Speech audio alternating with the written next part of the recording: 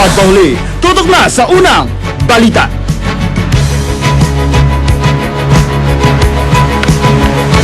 Ako naman, Arnold Clavio, kasama si Rhea Santos. Darito na ang mga unang balita.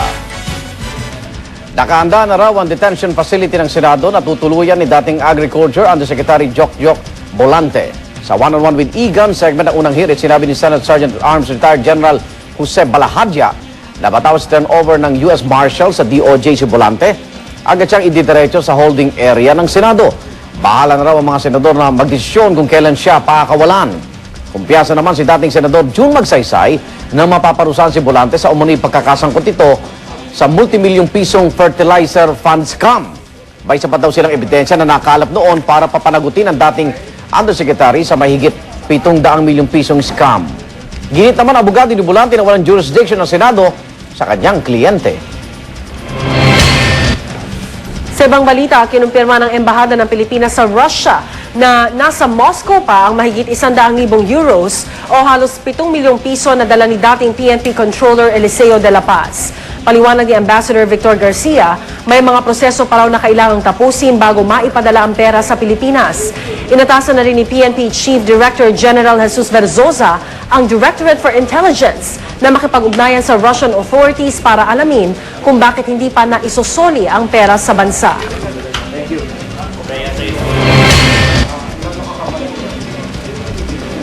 Dumarami ang mga butanding na namamataan sa Pandan Island sa Puerto Princesa sa Palawan. Halos araw-araw daw napapadpad sa lugar ang mga whale shark. Kaya naman dumarami rin at dumadalas ang pagdalaw ng mga taong nais makita ang mga butanding. Binabalak ngayon ng lokal na pamahalaan ng Palawan na lalo pang palakasin ang turismo sa kanilang lalawigan sa pamamagitan ng pagsusulong ng butanding watching.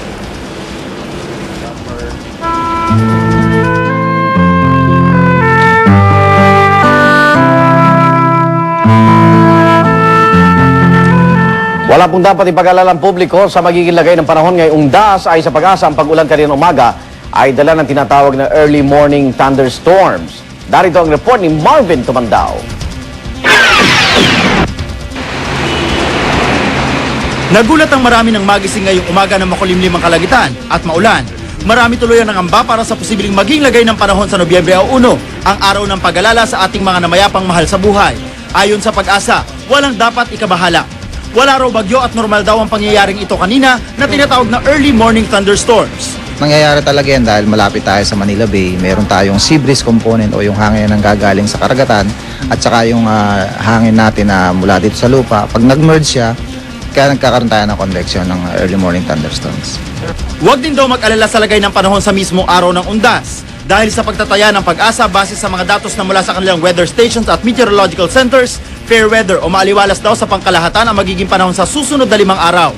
Yes, makupunan natin sa ating satellite na wala naman tayong nakikitang low pressure area o bagyo sa alinmang bahagi ng area natin.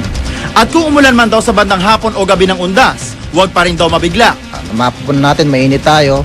So napaka-susceptible ng ating weather na magkaroon ng localized convection o localized thunderstorms. Para raw makasiguro, magdala ng mga payong o lagyan ng tolda ang puntod ng mga mahal sa buhay para ligtas ang buong pamilya sa ulan man o sa araw. Para sa unang balita, Marvin Tumandao, reporting.